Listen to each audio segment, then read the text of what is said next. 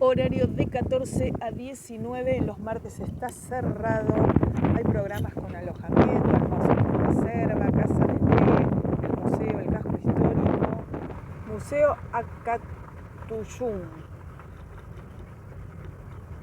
Bueno, paramos primero en el museo, pero no, hay que seguir hacia la estancia, sacar el ticket a la casa de té y después venir al museo. Y el museo tiene horarios 14:15, 16:20 y 18:30. Para que se vea el tamaño de las vértebras de la ballena.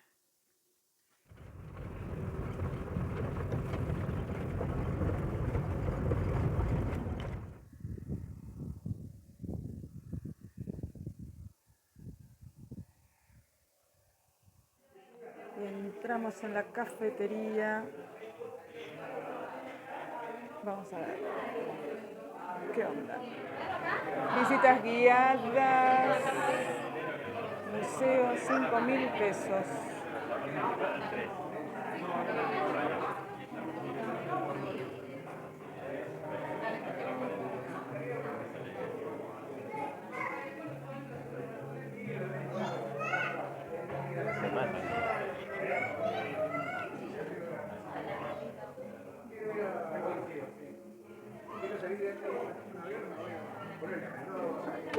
Una reserva natural porque contiene los 5 árboles nativos que crecen de forma naturalmente acá en Tierra del Fuego.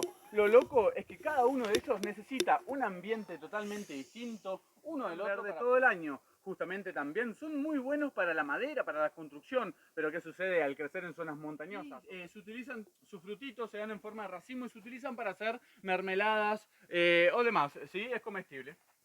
Sí sabemos quiénes están enterrados y en los otros 2 cementerios no sabemos quiénes están. Prácticamente vamos a hablar de las 2 lápidas del fondo. La de la esquina que tiene unos pilarcitos dice Minnie May Lawrence. ¿Recuerdan quién eran los Lawrence? 6 hijos, 3 varones y 3 mujeres. Pero nosotros mencionamos a Guillermo Bridges, ¿sí? Su hijo que se quedó a vivir en estas tierras. Justamente Guillermo Bridges se casó con Minnie May Lawrence y tuvieron 3 hijos, pero nosotros mencionamos a Clarita Bridges, porque Clarita Bridges se quedó a vivir en estas tierras. Clarita Bridges se casó con John Goodall y tienen un hijo que se llama Tommy Goodall, de la 4ª generación de la familia, ¿sí? Tiene 2 hijos, uno de ellos es Tommy. Justamente Tommy tiene 89 años y vive acá en la casa principal, se encuentra con nosotros. Tommy Goodall, ¿sí? Se casó con Natalie Rae y tienen 2 hijas, una de ellas es Abby Goodall, de la 5ª generación de esta familia. Ella vive y trabaja acá con nosotros en la estancia. Y Abby Goodall se casó con Ricardo Lynch y tienen 3 hijos.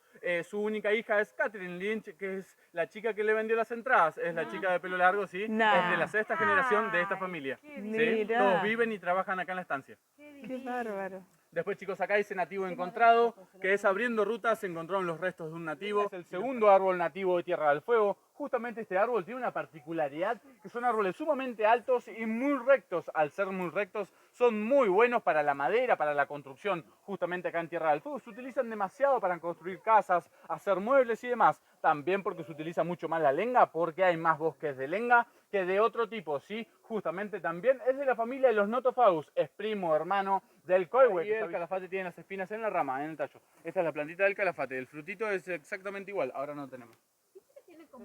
¿Esto es lo que menciona?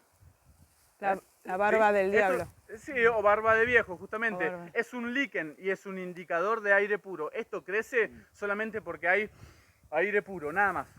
¿Sí? Aprovechen. El bracillo que tenemos ahí parece un arbusto, pero en realidad es el 3er árbol nativo de Tierra del Fuego. Ese que tenemos ahí, leña dura. Sí, justamente en el sur de Tierra del Fuego no crece de mayor tamaño, entonces no la utilizamos, digamos, para la construcción. Digamos, la leña dura, al ser tan es dura, ¿no es cierto? El tronco torcido, cuando un carpintero veía un ejemplar así, lo marcaba y después lo cortaba. ¿Para qué? Para llevarlo a la carpintería. ¿Por qué? Porque lo utilizaban para hacer piezas de bote. En la carpintería les voy a mostrar más ejemplos de cómo utilizaban el tronco torcido. Pero ¿cómo se produce el tronco torcido acá en Tierra del Fuego? Digamos, los árboles se caen demasiado. Seguro que ustedes al venir por la ruta J vieron la cantidad de árboles que se caen, ¿sí? Justamente hay 3 factores principales de que por qué se caen. Sí, hay varios factores, pero los principales sí es uno... No, está bien, el tercer factor. Uno de esos factores es la pudrición roja o pudrición blanca. Es un honguito que afecta a todos los árboles de Tierra del Fuego, los afecta por dentro y los empieza a pudrir, ¿sí? Podemos ver este tronco que fue cortado sumamente joven, pero por dentro ya se estaba pudriendo, ¿sí? Justamente. Se empieza a poner como un estilo de corcho, ¿sí? Y se empieza a secar. Acá podemos ver también pudrición roja, por ejemplo, ¿no? Esto, ¿ves? Ah, mirá, se hace polvo. Claro, se hace polvo y es así como afecta la pudrición roja. Entonces los árboles se van debilitando. Ese es el primer factor. El segundo factor es que justamente acá el suelo de Tierra del Fuego no es tan profundo, ¿sí? Hay mucha roca, hay como unos 10 centímetros de tierra. Entonces sus raíces las vemos todas superficiales. En vez de irse hacia abajo, se van lateralmente. Entonces los árboles no están bien agarrados. ¿Qué sucede? Bueno, el primer factor se va pudriendo por dentro. El segundo factor, los árboles no están bien agarrados, ¿sí? Y el tercer factor es que hay mucho viento. Entonces, con mucho viento los árboles se caen. Cuando un árbol se cae en el piso. Por ahí se apoya arriba de otros árboles y por ahí cae arriba de árboles más jóvenes. Si no lo quiebra, lo dobla, ¿sí? Lo deja torcido. ¿Por qué? Porque el árbol más joven es mucho más flexible, ¿sí? Y, bueno, se genera el tronco torcido porque empieza a crecer, se empieza a desarrollar, ¿sí? Y queda curvo. Entonces gana resistencias a esa curvatura y, bueno, se utiliza se utilizaba para hacer piezas de bote. En la carpintería les voy a mostrar más ejemplos. Es un nudo de pan de indio. A todos los árboles de Tierra del Fuego también le sale esto, le sale un tumor, ¿sí? Que esto sigue siendo madera. Esto sigue siendo madera y acá en Tierra del Fuego se utiliza demasiado para hacer, digamos, los chicos lo utilizan para hacer artesanías y demás, ya que es muy bello, ¿sí? Y al cortarlo podemos ver todas sus fibras desordenadas. Después, sí, justamente de este nudo de pan de indio salen unas pelotitas anaranjadas o blancas que son hongos y justamente son los pan de indios. Algunos lugares se conocen como... ¿cómo era el nombre? Bueno, no se me fue. Pero bueno, es pan de indio justamente. Y es comestible, los nativos lo comían, lo utilizan, digamos, en Chile lo utilizan para hacer ensaladas, en Ushuaia lo dan de degustación, algunas personas lo comen. Yo la verdad nunca lo he probado, pero me han dicho de que no sabe a nada, de que no es muy nutritivo, pero sí es muy jugoso, sí es como agradable a la boca. Sí, pero la verdad nunca lo he probado. ¿Sí? ¿Por qué réplicas? Porque los científicos se dieron cuenta de que sería completamente imposible encontrar chozas de nativos reales. ¿Por qué? Porque solamente duran de 6 a 7 años. ¿Qué sucede? El Cádiz de Ushuaia viene cada tanto y la reconstruye, ¿sí? Los nativos, bueno, hacían sus chozas en forma de domo cuando encontraban ramas flexibles, como por ejemplo el michay, ¿sí? Que era flexible y resistente, que podemos tener ahí atrás. Y después, si no, en forma de domo, en forma de cono, perdón. En forma de cono, cuando encontraban ramas mucho más rígidas, más rectas.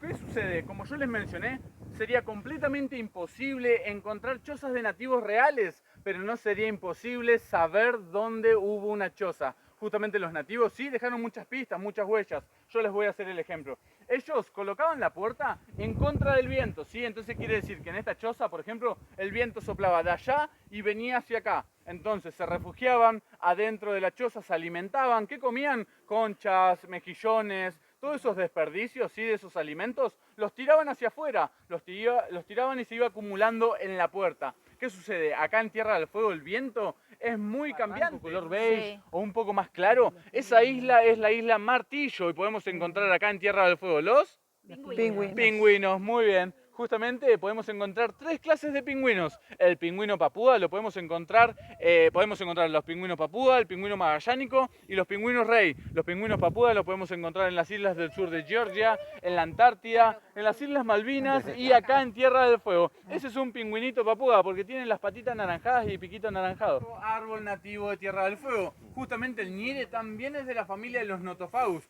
Justamente él es primo hermano de la lenga y del coihue. Pero ¿qué sucede? Este árbol es mucho más chiquito que los otros dos. Sí, pero así todo es mucho más resistente. Por ejemplo, también es muy bueno para la construcción, para la madera, pero crece en zonas muy montañosas o cerca de las costas. Entonces es difícil su obtención, ¿sí? Por eso los aserraderos prefieren optar por otra madera como la lenga. ¿Sí? Pero ¿qué sucede? Si los estancieros utilizan mucho el ñire para hacer los postes. Por ejemplo, el poste más grande que vemos allá, el poste que marca la resistencia, ¿sí? Justamente es de ñire. ¿Por qué?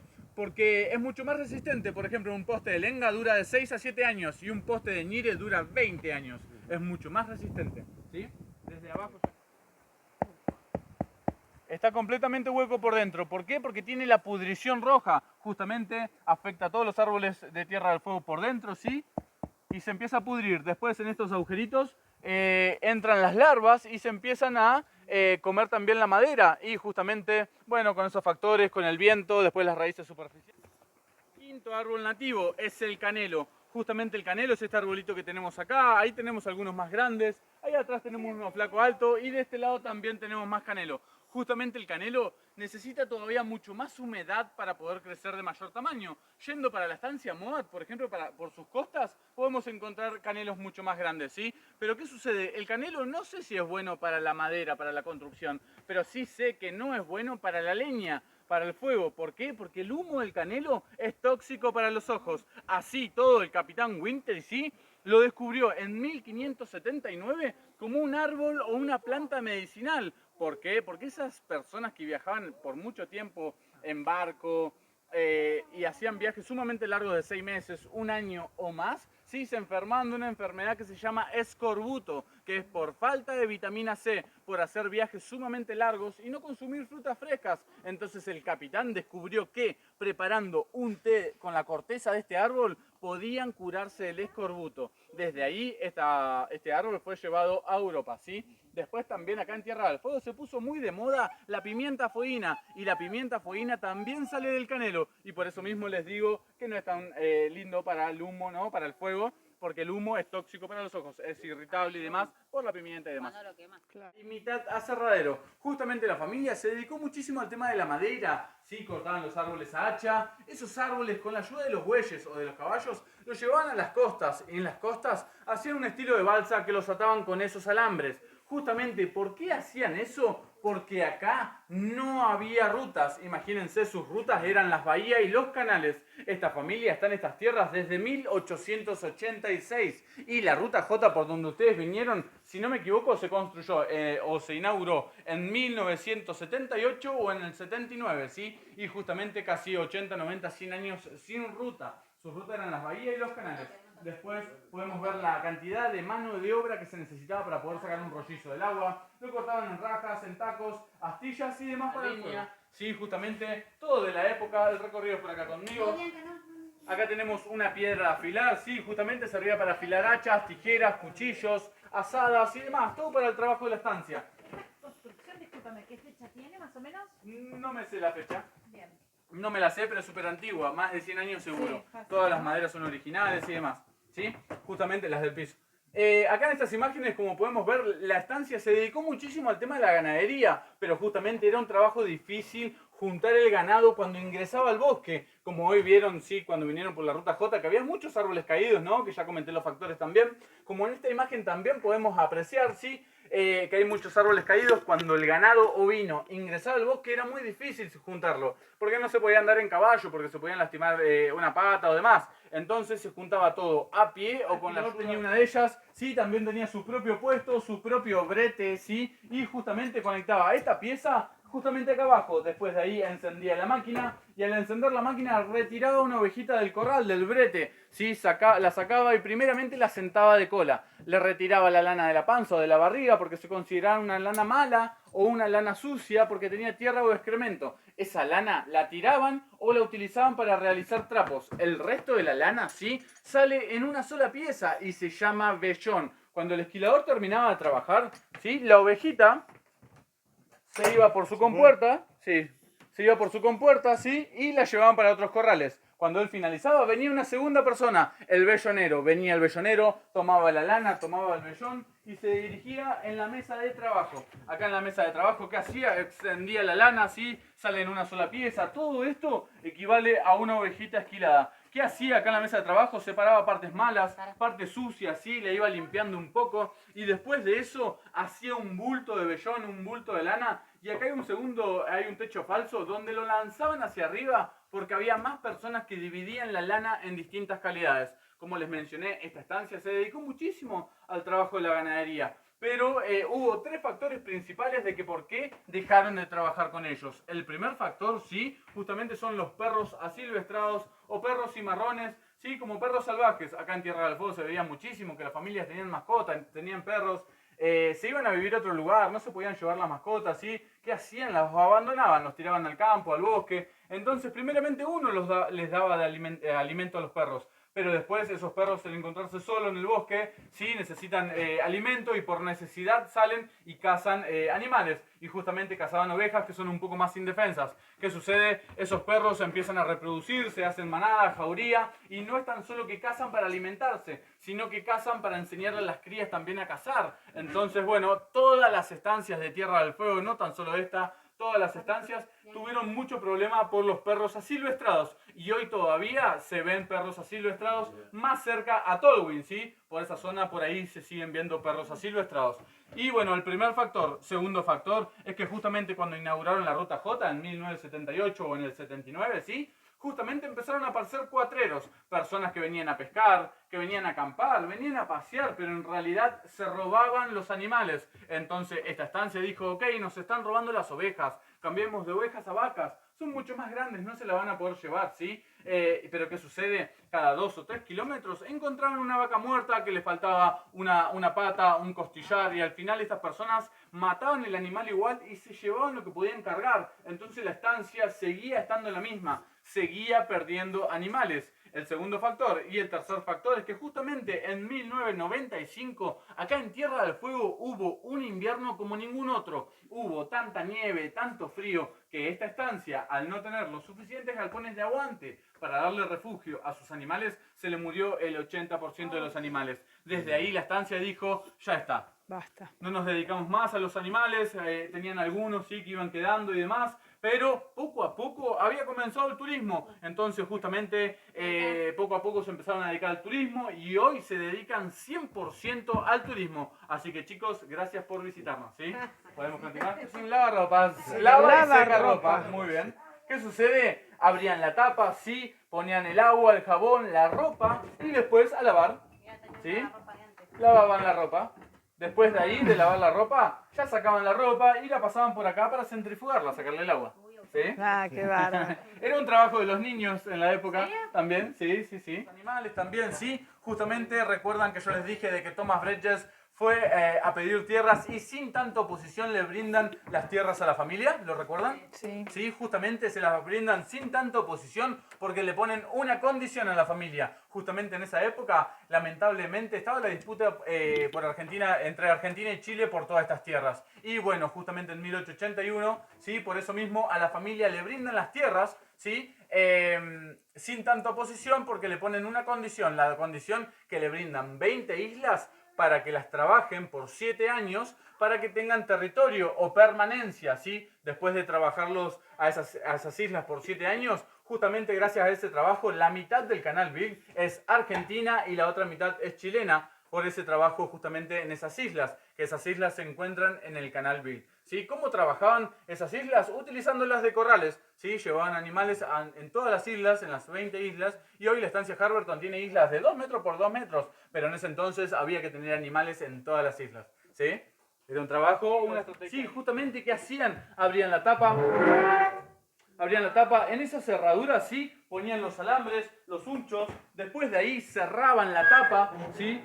Primeramente utilizaban tela alpillera y después la cambiaron por plástico porque era más higiénico. ¿Recuerdan la lana que iba a la parte de arriba? ¿Sí? De arriba iban tirando la lana, iban colmando la máquina, otra persona se paraba arriba de toda esa lana, saltaba un poco para aplastarla, seguían tirando más lana y después de este lado ponían una tapa y otra persona giraba, levantaba toda esta pieza para unirla con esta, ¿sí? De ese lado hay una palanca para empezar a tirar y a comprimir la lana. Si necesitaban hacer más fuerza, colocaban una extensión. ¿Sí? De este lado podemos ver a los hombres trabajando y la máquina llena de lana. Acá en los ríos que está Chifaya y eso, ¿hay trucha? Sí, acá en la carpintería es donde la familia construía sus propios botes. ¿Por qué? Porque no, digamos, repito nuevamente, no había rutas. Sus rutas eran las bahías y los canales. ¿Sí? ¿Recuerdan en la reserva que vimos el tronco torcido? Sí. ¿Sí? Allá podemos ver ejemplos de tronco torcido. ¿Sí? Lo trabajaban de esa forma. Lo trabajaban de esta forma, ¿sí? Justamente de esta forma. Y después de trabajarlo de esta forma, lo trabajan de esta forma. Esto se llama cuaderna. Las cuadernas son para hacer las costillas, justamente, de los botes, ¿sí? Y como les mencioné, al desarrollarse curvo, ¿sí? Tiene mucho más resistencia. Justamente hoy, por calor y vapor, podríamos doblar una madera, pero no tendría la misma resistencia, ya que sus fibras se desarrollaron rectas. En cambio, estas fibras se desarrollan curvas, ¿sí? Y son mucho más resistentes. También sirve para hacer la partecita de atrás, como esta parte también del bote, ¿sí? Esa es la roda. ¿Cómo? La roda. ¿Roda se llaman? Bien. Sí, La sí. roda. ¿Toque? Sí, sí. Bien. Este. Ah, esta de acá. Sí, esta es Bien, bien, la bien. primera tabla. Bien, bien, bien. Por la luz. Muy bien, por la iluminación, Por la sí, luz. justamente es por la iluminación. En esa época no había electricidad, entonces tenían que utilizar la luz del día, ¿no? Entonces eran bajitas y alargadas para que esa misma iluminación solamente ilumine la mesa de trabajo y no moleste la vista también a la hora de trabajar. Hoy, por ejemplo, es una carpintería, pero también tranquilamente podría ser una cocina o una sala de estudio, ¿no? Con mucha iluminación. Uno de los hijos de Thomas Bridges, Despard Bridges, ¿sí? Él guardaba su bote. ¿Qué sucede? Él de chico construía botes a pequeña escala y después de grande quería construir un bote real. ¿Sí? Despard, el primer niño blanco nacido acá en Tierra del Fuego de esta misma familia. ¿Qué sucede? De chiquito construía botes a pequeña escala, de grande quería construir un bote real y su padre le decía que no porque necesitaba 1 o 2 años de maestro carpintero, necesitaba clavos, necesitaba madera y él no le iba a brindar esos materiales porque era muy difícil de obtenerlos, ¿sí? ¿Qué sucede? Despard así todos los quería hacer igual, entonces su padre le dice, ok, construílo, pero te conseguís tus propias maderas, tus propios clavos y lo haces fuera de horario de trabajo. Es ahí donde Despard empezó a construir su bote, su primer bote con la ayuda de sus hermanos y también de los nativos, porque los nativos acá eran grupos canoeros, tenían mucha experiencia. Sí, Despard, un día trabajando, su padre admirando cómo trabajaba su hijo, se acerca y le dice, hijo, realmente no te requiero más en el horario de trabajo. Hasta el día de que termines tu bote, estás haciendo un bote magnífico y espero que algún día me lo puedas prestar. Ese bote se llamó Esperanza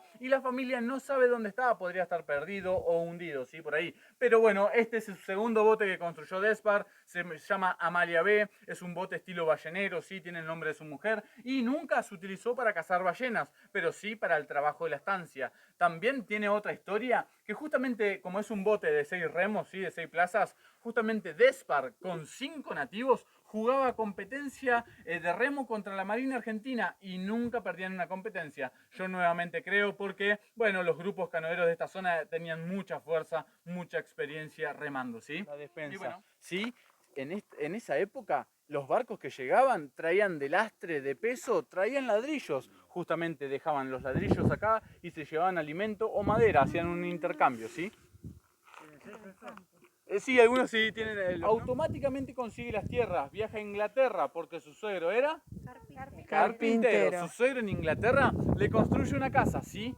La enumera habitación por habitación, la desarman, la suben a un barco y la traen a estas tierras. Es la casa de 1886, tiene 136 años, ¿sí? No es una de las primeras casas en todo Tierra del Fuego, ya que la familia y había otras casas también en Ushuaia, ¿no? Un poquito más viejas. Pero sí, bueno, es desde la época, sus chapas son originales, sus ventanas son originales. Y bueno, primeramente Thomas Bridges había dicho que tan solo era un viaje de 6 meses, porque había barcos a vapor, pero a él le gustaba viajar en velero, entonces tardó más tiempo al llegar acá. Al llegar después de más tiempo, justamente llegó en invierno, entonces no tenía un galpón donde guardar todos sus materiales.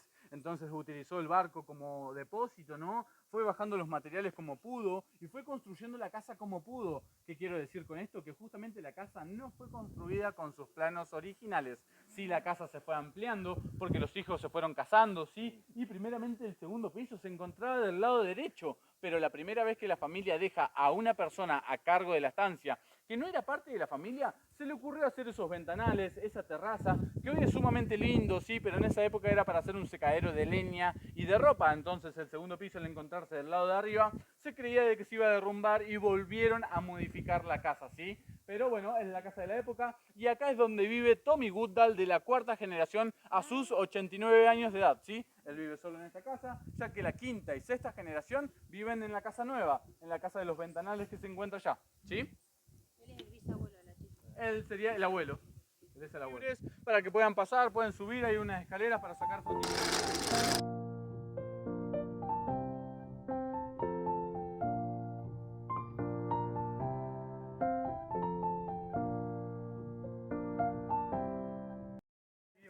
que están en la huerta. Esta es una de las huertas más antiguas también en Tierra del Fuego, no es la única, pero sí es la única que todavía se mantiene en pie desde esa época, funcionando año tras año, ¿sí? La levantan y demás. Alguno de ustedes me había preguntado cuál era el ruibarbo, ¿sí? Sí, yo. Justamente es este que tenemos acá, se ve un poco castigado porque ya fue cosechado, ¿no? Pero es ese de las hojas grandes. Justamente el tallo es lo que se utiliza para los dulces, para las tortas y demás, ya que la hoja es tóxica y el tallo es ácido, ¿sí? Es bastante La ácido. hoja es tóxica, aunque la cocines es tóxica. Sí, ¿tiene ácido cuánto? Oxálico. Le pregunté como 50 veces, todavía no me lo aprendo. Ácido ¿Y oxálico. qué se come entonces? El tallo verde o ¿Y el rojizo tallo que no se está ve intoxicado? es ácido. ¿Y el ¿Cómo? tallo no tiene ácido? No, el tallo no. Y igual necesitas consumir muchas hojas Sí. para que te afecte, no es que...